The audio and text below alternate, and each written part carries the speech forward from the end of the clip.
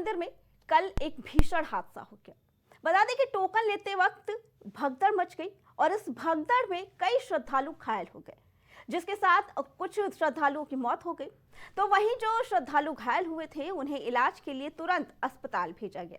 बता दें कि तिरुपति विष्णु निवासम आवासीय परिसर में बुधवार रात हुई भगदड़ में 6 श्रद्धालुओं की मौत हो गई और 4 श्रद्धालु घायल हो गए। यह घटना तब हुई जब बड़ी संख्या में श्रद्धालु बैकुंठ द्वार पर दर्शन के लिए टोकन लेने के लिए उमड़ पड़े थे। तब वो भगदड़ मच गई। घायलों को अस्पताल ले जाया गया। मृतकों में से एक की पहचान तमिलनाडु की रहने वाली मल्लिका के रूप में की गई है। तो वहीं हजारों श्रद्धालु पवित्र बैकुंठ एकादशी के अवसर पर दर्शन के लिए टोकन लेने के लिए पहुंचे थे। गुरुवार सुबह 5 बजे से 9 बजे तक काउंटरों पर टोकन बांटने का कार्यक्रम था। तिरुपति शहर में 8 जगह पर टिकट वितरण केंद्र बनाए गए थे, लेकिन शुभ अवसर को लेकर श्रद्धालु बड़ी संख्या में पहले ही वहां जमा हो गए थे और शाम को एक स्कूल पर बने केंद्र पर यह भीड़ बेकाबू हो गई, जिस दौरान भगदड़ मच गई और यह हादसा हुआ। बता दें कि आंध्र प्रदेश के मुख्यमंत्री चंद्रबाबू नायडू ने इस घटना पर गहरा शोक जताया है और राहत कार्यों का वादा किया है, जहां उन्होंने हादसे के तुरंत बाद तिरुपति प्रशासन और टीटीडी के अधिकारियों के साथ टेलीकॉन्फ्रेंस करके जानकारी ली और जरूरी आदेश दिए। तो वहीं आज मुख्यमंत्री दोपहर में खुद तिरुपति मंदिर पहुंचे और स्थिति का जायजा लेंगे। बता दें कि इस बीच विपक्ष वाईएसआरसीपी ने इस हादसे को लापरवाही का नतीजा बताया और दोषियों पर कार्रवाई की मांग की। बता दें कि मंदिर में हुए इस हादसे पर प्रधानमंत्री ने भी शोक जताया है। बता दें कि मंदिर में ये भीषण हादसा हुआ जिस वक्त 4000 लोग पहुंचे थे और भगदड़ मचने की वजह से 6 श्रद्धालुओं की मौत हो गई और 40 घायल हो गए। इसी पे जानकारी देने के लिए हमारे साथ हमारे संवाददाता राजेश जुड़ चुके हैं। राजेश, तिरुपति मंदिर में ये हादसा हुआ जिसमें 6 श्रद्धालुओं की मौत हुई, 40 घायल हो गए। क्या कुछ कहना है इसके बारे में और कौन जिम्मेदार है, क्योंकि सवाल तो कई उठते हैं कि आखिर जिम्मेदार कौन होगा? राजेश।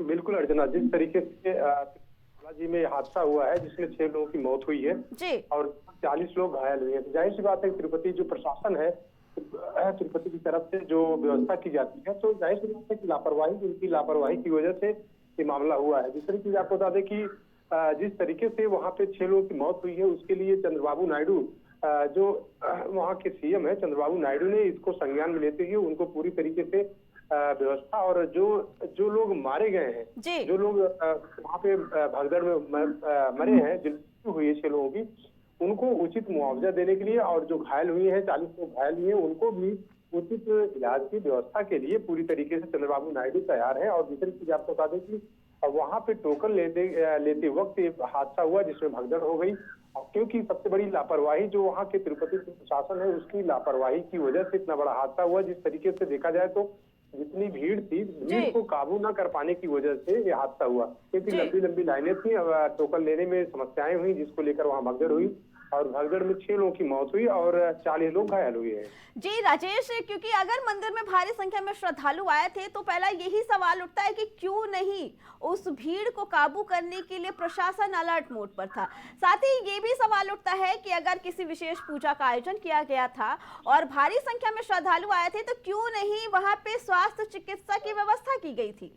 बिल्कुल अर्चना, जिस तरीके से देखा जाए तो वहाँ पे एकादशी को लेकर वहाँ पे भीड़ उमड़ी थी और बात की जाए तो वहाँ पे स्वास्थ्य व्यवस्था रहती है, लेकिन मतलब जो स्वास्थ्य व्यवस्था रहती है वो गंभीर लोगों के लिए नहीं रहती, वो नॉर्मल स्वास्थ्य व्यवस्था रहती है। लेकिन जिस तरीके से 6 लोगों की मौत हुई है और 40 लोग वहाँ पे गंभीर रूप से घायल हुए हैं तो उनको तत्काल वहाँ इलाज के लिए ले जाया गया है। और दूसरी चीज आपको बता दें कि मुख्यमंत्री चंद्रबाबू नायडू की तरफ से पूरी तरीके से उनकी देखरेख व्यवस्था की जा रही है। जो वहाँ पे मारे गए 6 लोग उनके लिए व्यवस्था की गई है, उनके लिए मुआवजे की व्यवस्था की गई और जो घायल हैं उनको बेहतर इलाज के लिए व्यवस्था की गई। साथ ही साथ पीएम नरेंद्र मोदी ने भी इस पे शोक व्यक्त किया है जिस तरीके से 6 लोग मारे गए हैं।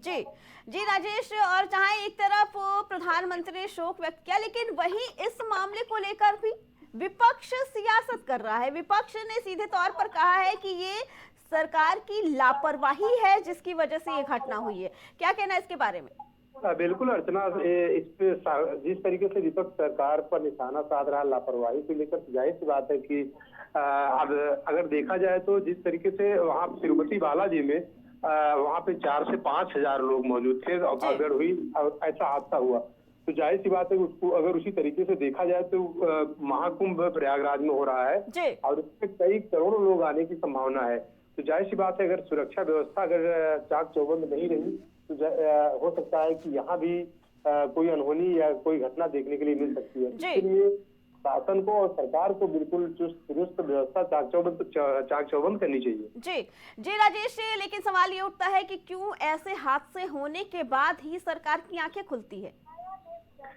बिल्कुल वक्त रहते हुए सरकार की आंखें नहीं खुलती, जबकि सरकार को देखना चाहिए कि वक्त रहते हुए सारी व्यवस्थाओं को चाक चौबंद करने के लिए, लेकिन जिस तरीके से तिरुपति बालाजी में हादसा हुआ है कहीं कहीं देखा जाए तो बिल्कुल सरकार की लापरवाही है। और उसी को देखते हुए अगर कहा जाए कि जिस तरीके से 4000 5000 के लोग आने पर वहाँ व्यवस्था इतनी लचर थी, तो जहाँ पे करोड़ों लोग आ रहे हैं महाकुंभ में, तो वहाँ तो व्यवस्था बिल्कुल चाक चौबंद करनी चाहिए। लेकिन अब देखिए, ये तो देखने वाली बात होगी कि सरकार किस तरीके की व्यवस्था कर पाती है। जी राजेश, क्या इस पे अभी तक कोई आधिकारिक बयान आ पाया है? क्योंकि जहाँ पे 4000 श्रद्धालु गए थे वहाँ पे टोकन के लिए सिर्फ 91 ही बनाए गए थे।